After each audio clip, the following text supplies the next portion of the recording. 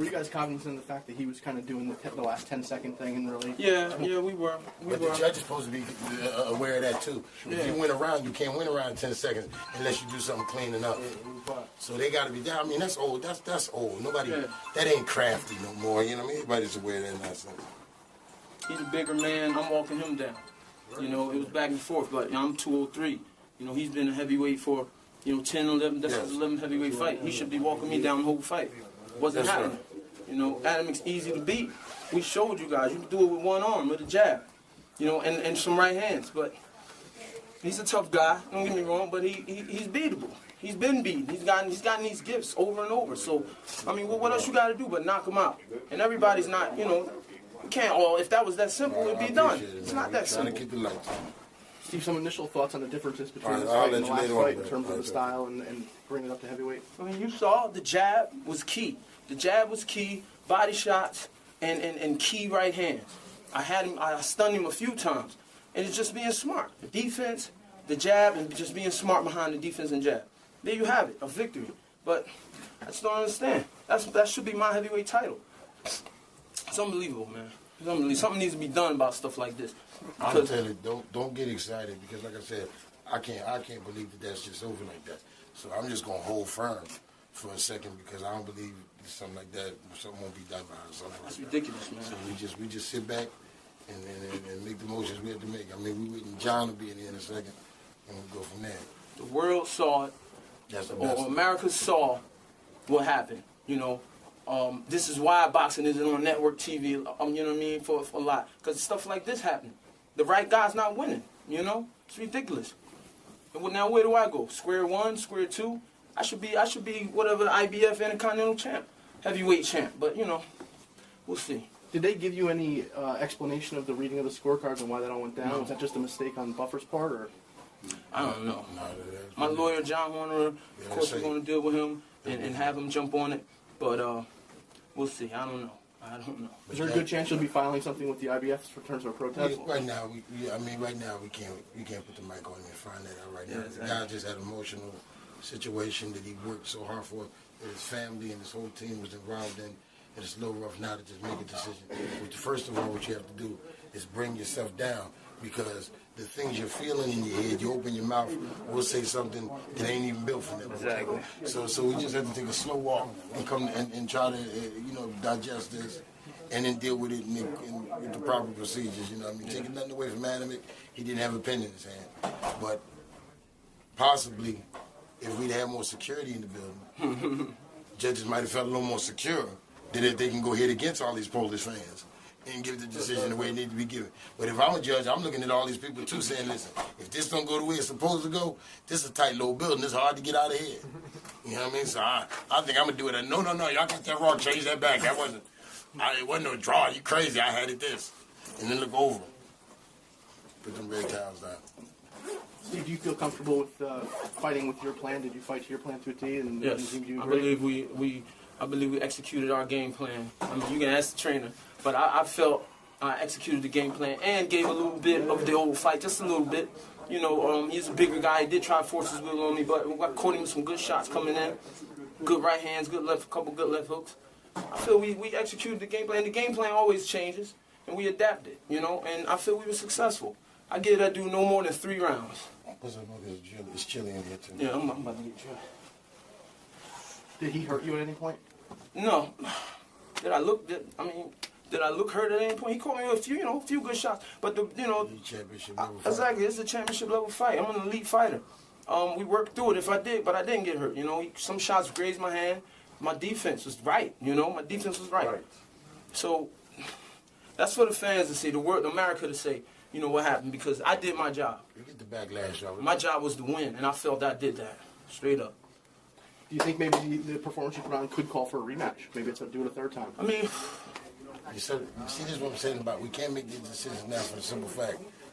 Right now, when you're feeling this disdain, you kind of don't want no part. Exactly. At this point right now, you want to take gloves off and don't want to hear anybody. You don't want to hear anybody say they got to box their clothes up right now. You don't want to hear the word about it because you're feeling a certain kind of way. But But that's why you sit back on it and we settle it out. Then the decisions will be made. You know, after you sit down with the team and his family, his manager, Libby, Cunningham, and we get that sorted out. But right now, the guy got a bitter taste in his mouth and he's supposed to.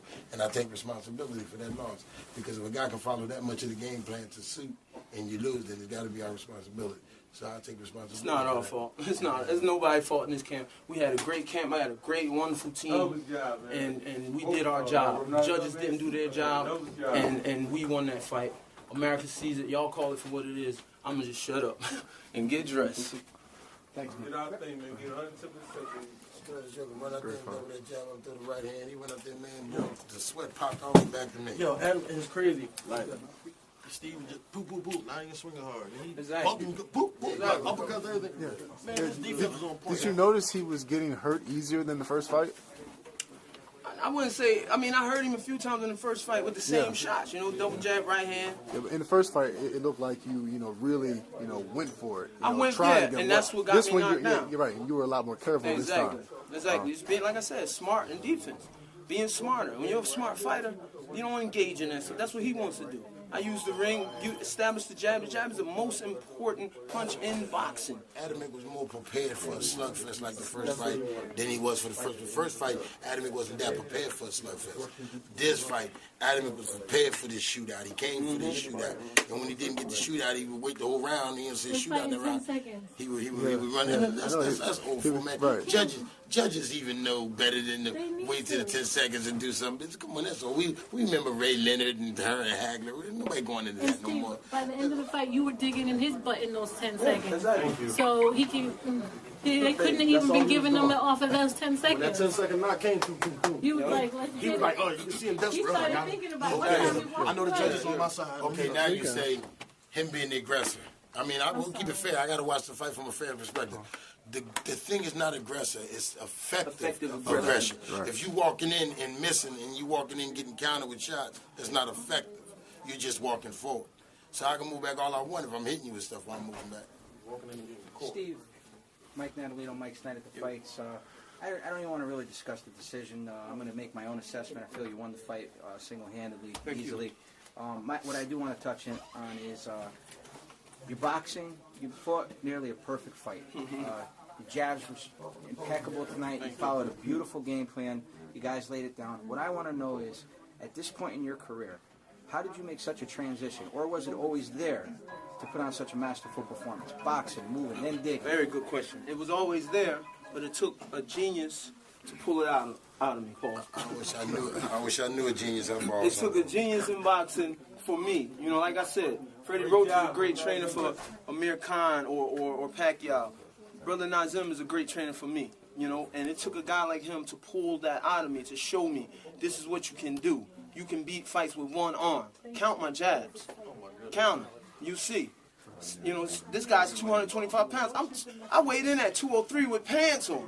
So, you know, with the jab, stopping him in his tracks. Come on, man. America saw it. And I just performed. One of the genius techniques that I noticed, I couldn't help but notice in a video. And again, I don't want to throw out these techniques out in public because, you know, I could have seen. I remember you always saying how you counted Felix Trinidad's stride when Bernard beat him. On this one, it seemed like where you had him doing the weights in the training session when you threw the foam kind of, were you timing where his chin was at that point, where you were going to be able to throw that? It's an honor, Mr. Buffer.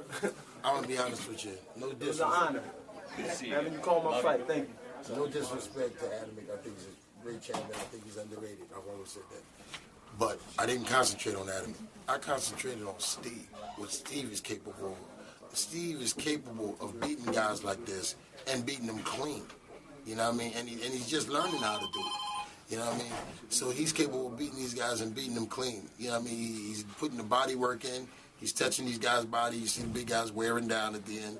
You know what I mean? These guys aren't running in on him and knowing he's smaller men for a reason. He's hitting them with sharp shots. And the question is simple. Would you rather get hit in your arm with a bat or a straight razor? And we taking that jab and turning it to a straight razor. Well, and that's another thing I noticed, Nassim. You know, what you're doing in there, it's a beautiful thing because you're doing like a 3-level part of boxing. Again, it's not saying that it's generic or it's basic elementary boxing, but you're rolling to the side, you're turning around, you're letting guys, as soon as a guy touch you, you're countering off there. Exactly. And Simple boxing. It's simple boxing, and it's working. And again, this is the second fight within a month period. I've watched you guys do this. But the thing is, you got to realize is he got a big man kind of heart. So it's a little rough because we back there holding them reins because he is no Philly. If you hit me in my mouth, a fight going. That we noticed when he started going down. So I noticed when the jab was twisting. Yeah, he started winning the rumble, and we got to get back on him and say, please keep it on How boxing. do you maintain that discipline? That's the one thing I want to ask. When it came to the championship round, you maintained that discipline. How'd you guys do it as a team? It's got to be the athlete. You know, we give credit for trainers, and we can jump up down and trainers this. You even got trainers badmouthing other trainers. So he ain't a trainer. I'm a real trainer. And everybody is. It's about what's inside of this athlete. It's about what's inside him. Because you can tell me, you can go out there and tell me the same thing and it won't happen. You know what I mean? Or you can get a better trainer to tell me and it still won't happen. It's about what's inside of this guy. Now, the main thing that I want to ask here is, okay, we started off, and the thing that I respected most about this team was when we discussed about him entering the heavyweight division, it was basically on a fight-by-fight basis. You know, we decided, yeah, we're going to see where we could go with it. Something new. Obviously, just, again, not to sound biased with the whole situation, I think you manhandled a decent heavyweight. Outboxed him. No, box rec number 3 heavyweight. Yeah. Now, in the world. Where do you see yourself going with this journey, and how do you feel you're going to be able to do against the best in the division? Well, I mean, right now, I mean, I hate to say it, but it's like we're in limbo. You know, with a loss, you know, where do I go? We'll see if opportunities can be presented, but you know, we didn't have that mindset. You know, we had the mindset of moving on in this tournament. So, and we performed. You know, I mean, that's all I can keep saying. We performed. We did our job, and we did it beautifully, with all the odds against us. You know what I'm saying? Thank you, Lord. You know, we performed to a T. The people are still, again, anybody who watches boxing, again, you still have the people's power behind you, which is going to, in your defense, going to sell tickets. So I mean, but this is the thing in boxing. What a lot of people don't understand. I'm Steve Cunningham, 2-time world champ, but I'm not Bernard Hopkins, who can lose to a Jermaine Taylor and then go fight a Tarver for $1 million. This fight wasn't a lot of money. This was an opportunity fight. So now my next fight is going to be another opportunity fight, possibly. I don't know. You know, I got a family to take care of. I did my job. You know, I did my job. I won the fight. So when you win the fight, your pay goes up. Can you fight this? Can you take this to the commission and fight this? Well, we'll see. I mean, how many of these sour decisions have you seen, and how many of them have been turned? You know, how many can you fight? You know. Steve, let me ask you this. Yeah. When they first read the first 3 scorecards, yeah, you had to be disappointed that they were even going to call it a draw. Wait a I second, was. and then No they doubt. come back and said, we have a correction, and that turned out to be the correction. It's ridiculous. I mean, how did you feel when they first read and said it was a draw, and how did you feel when they said, we have a correction? You had to feel like they were going to give it to you. Well, this is the thing with me fighting in Europe. It's always, as a saying is, they always got a judge in the pocket. So we're used to that. We took that as, okay, that's the pocket judge. Now, I don't know the guy. I'm just saying, you know, I'm hypothetically saying. The draw is the pocket judge. All right, cool, whatever. Move on to these next 2. And you get scores, and it's like, yo, what's up, man? What is the deal? you didn't expect this home, did you? I mean, no, not that I didn't expect that at home. I didn't expect it after a performance like that. Let me say that. You know, let me say that. It happens everywhere. Boxing is sour. You know, it's disgusting when it comes down to this. Everybody can't knock a guy. Everybody can't just go knock him out, champ. If that was the case, I'd be 27-0 with 27 knockouts. It's not that easy. Do you feel that the boxing public in general and just in itself are starting to lose sight of, in the judging aspect too, they're losing sight of what truly is scored in a boxing match? Again, you have to have, like you said, effective aggressiveness. Boxing, you know, like we were talking about when you were doing your lateral movement. Yeah. I mean, that's points itself. It should be counted for something. Do you feel that they're losing sight of this, the judges maybe? Then boxing is a business. There's a lot of money to be made with whoever goes and fights on Pulev to fight Vladimir. There's a lot of money to be made. Boxing is a business. Business comes before respect, business comes before family, and business comes before being decent. There we have it. You know, boxing's a business. So all these sour grapes we're seeing, that's the business. And who's behind it, who knows? You know, it's just, it's shady. It's shady. Steve, you showed a lot of skills in there. Thank you. Thank you. I mean, no doubt, I mean, a draw, I mean, probably would have been respectful because then it would have been a rematch, right? I mean, a draw wouldn't even been respectful. I'm going to tell you the truth. A draw would have been bull crap, but, I mean, a draw would have been bull crap. I thought we won. I felt we won. I felt we performed. like a champion to be another champion. You know, a draw wouldn't even been acceptable. It's ridiculous. You see Adamic with a Klitschko with Vladimir? No. It's the same thing's going to happen.